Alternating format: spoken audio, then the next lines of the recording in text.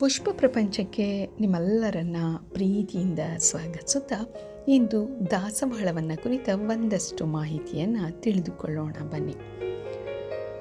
ದಾಸವಾಳ ಸಾಧಾರಣವಾಗಿ ಸುಗಂಧರಹಿತ ಪುಷ್ಪವಾದರೂ ತನ್ನ ಆಕರ್ಷಕ ಬಣ್ಣ, ವಿವಿಧ ಆಕಾರಗಳಿಂದ ನಮ್ಮನ್ನು ಸೆಳೆಯುತ್ತೆ.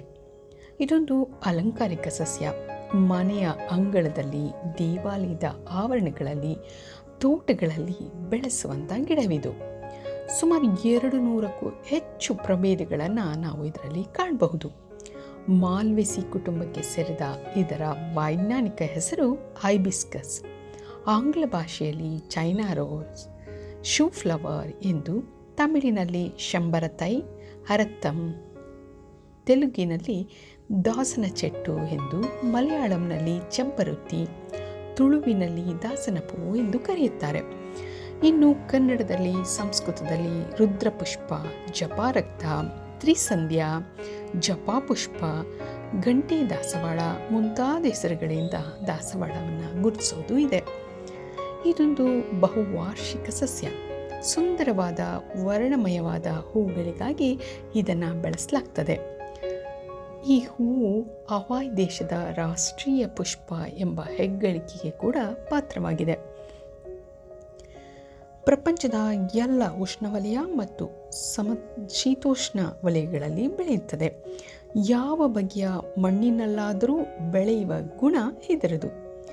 ಕಾಂಡದಿಂದಲೇ ಸಸ್ಯಾಭಿವೃದ್ಧಿ ಹೆಚ್ಚಾಗಿ ನಡೆಯುತ್ತದೆ. ಕಸಿ ಕಟ್ಟುವುದು, ಕಣ್ಣು ಇಡುವುದರ ಮೂಲಕವೂ ಸಸ್ಯಾಭಿವೃದ್ಧಿ ಮಾಡಬಹುದು. ಕೆಲವರು ಇತ್ತೀಚೆಗೆ ಬೀಜದಿಂದಲೂ ಸಸ್ಯಾಭಿವೃದ್ಧಿ ಮಾಡುವುದುಂಟು. ಗೂಟಿ ಕಟ್ಟಿ ಕೂಡ ಸಸ್ಯಾಭಿವೃದ್ಧಿಯನ್ನು ಮಾಡಬಹುದು. ಇನ್ನು ದಾಸವಾಳದ ಉಪಯೋಗಗಳ ಬಗ್ಗೆ ಹೇಳೋದಾದರೆ, ದೇವರ ಪೂಜೆಗೆ, ಅಲಂಕಾರಕ್ಕೆ ಮುಖ್ಯವಾಗಿ ಬಳಸಬಹುದಾದರೂ ಇದರಲ್ಲಿ ಕೆಲವು ಔಷಧೀಯ ಗುಣಗಳಿವೆ. ಇದರ ಹೂವನ್ನು ಋತುಸ್ರಾವ ಸಂಬಂಧಿ ಕಾಯಿಲೆಗೆ ಉಪಯೋಗಿಸ್ತಾರೆ. ದಳಗಡ ಹಾಗೂ ಬೇರಿನ ಕಷಾಯ ಕೆಮ್ಮು ಮತ್ತು ಜ್ವರ ನಿವಾರಣೆಗೆ ಉಪಯುಕ್ತವಾದುದು. ಬಿಳಿ ದಾಸವಾಳದ ಹೂವು ಮಧುಮೇಹಕ್ಕೆ ಒಳ್ಳೆಯದು. ಇದರ ಎಲೆಗಳನ್ನು ಹರಿದು ತಲೆಗೆ ಹಚ್ಚಿದರೆ ತಲೆಹೊಟ್ಟು ಕೂಡ ನಿವಾರಣೆಯಾಗ್ತದೆ. ಕೂದಲ ಬೆಳವಣಿಗೆಗೆ ಹೂವಿನ ದಳಗಳನ್ನು ಕೊಬ್ಬರಿ ಎಣ್ಣೆಯಲ್ಲಿ ಹಾಕಿ ಕುದಿಸಿ ಹಚ್ಚುವರು. ಇನ್ನು ಸಹಜ ಕೇಶ ಸಂವರ್ಧನೆಗೆ ಬಳಸುವ ವಿಧಾನಗಳಲ್ಲಿ ಯಾವುದೇ ಅಡ್ಡ ಪರಿಣಾಮಗಳಿಲ್ಲದೆ ಕೂದಲನ್ನು ಆರೋಗ್ಯವಾಗಿ ಸೊಂಪಾಗಿ ಬೆಳೆಸಲು, ಕೂದಲು ಉದುರೋದನ್ನು ನಿಲ್ಲಿಸಲು, ಕೂದಲಿನ ಬೇರನ್ನು ಗಟ್ಟಿಗೊಳಿಸಲು, ಹೊಟ್ಟು, ಹೇನು ಮುಂತಾದವುಗಳನ್ನು ತಡೆಗಟ್ಟಲು ಕೆಂಪು ದಾಸವಾಳ ಉಪಯುಕ್ತವಾದಂತಹ ಉತ್ತಮ ಗುಣಗಳನ್ನು ತನ್ನ ಒಡಲಿನಲ್ಲಿ ಅಡಗಿಸಿಟ್ಕೊಂಡಿರೋದನ್ನು ಕಾಣಬಹುದು. ನೂರಾರು ವರ್ಷಗಳಿಂದ ನಮ್ಮ ದೇಶದ ಹೆಂಗಳಿಯರು ಈ ಗಿಡದ ಪ್ರಯೋಜನವನ್ನು ಪಡೆಯುತ್ತಲಿದ್ದಾರೆ. ದಾಸವಾಳದ ಎಲೆಗಳನ್ನು ನೀರಿನಲ್ಲಿ ಅರೆದು ಲೋಳೆಯಾದ ದ್ರವದಿಂದ ಕೂದಲನ್ನು ತೊಳೆಯಬಹುದು.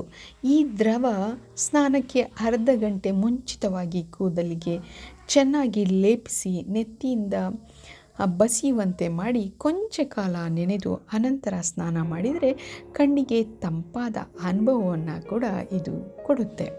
ಉಗುರು ಬೆಚ್ಚನೆಯ ನೀರನ್ನು ಉಪಯೋಗಿಸುವುದು ಇದಕ್ಕೆ ತುಂಬ ಉಪಯುಕ್ತ. ಕೂದಲಿಗೆ ಅಂಟಿದ ಜಿಡ್ಡಿನ ಅಂಶವೆಲ್ಲವೂ ಮಾಯವಾಗಿ ಸಹಜವಾದ ನಯವನ್ನು, ಹೊಳಪನ್ನು ಕೂದಲಿಗೆ ತಂದುಕೊಡ್ತದೆ. ಕೂದಲಿಗೆ ಕಂಡೀಷನರ್ ಆಗಿ ಕೂಡ ಇದು ಉಪಯುಕ್ತ. ಇದಾಗಿತ್ತು ಇಂದಿನ ವಿಶೇಷ.